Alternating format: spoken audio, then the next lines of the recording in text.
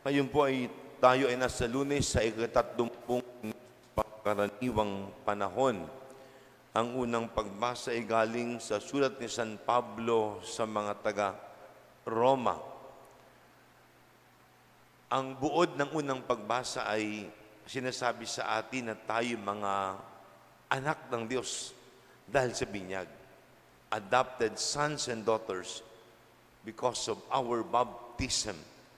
Kaya daw pwede tayong tumawag sa Diyos bilang Ama. At kung gayon, wag na daw mabuhay lang sa laman. Mabuhay din sa espiritualidad. No? Parang lagpasan yung makalupang mga bagay. No? Mas tumaas ang antas. Malagpasan yung makalaman na antas. We have to transcend flesh and blood. Kasi tayo na yung mga anak na ng Diyos. At totoo nga naman, pagkat inaasahan din sa atin mag-mature. Yan, lumago. Hindi pwedeng stagnant. Kaya nga tayo nagsisimba para umunlad sa karunungan, pagmamahal, para lumago. Kung sa pagsimba hindi lumalago, baka hindi tayo talaga nagdadasal. Kahit tayo nagsisimba, hindi lang para tanggapin ng Diyos. Para umunlad sa karunungan, umunlad sa pagmamahal, lumago, to grow and mature. Sapagkat di na tayo nabubuhay sa laman.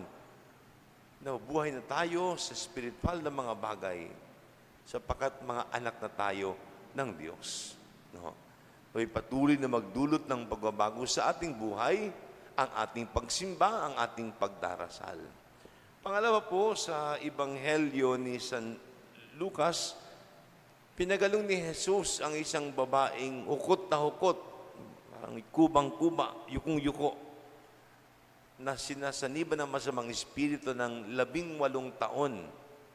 Nagkataon lang, pinagaling ni Jesus sa araw ng Sabat, araw ng pamahinga. Kaya siya'y tinuligsa.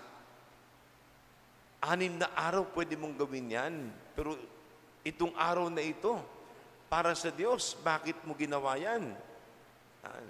Yun ang tuligsa kay Jesus. Sabi ni Jesus, kailangan niya nang gumaling.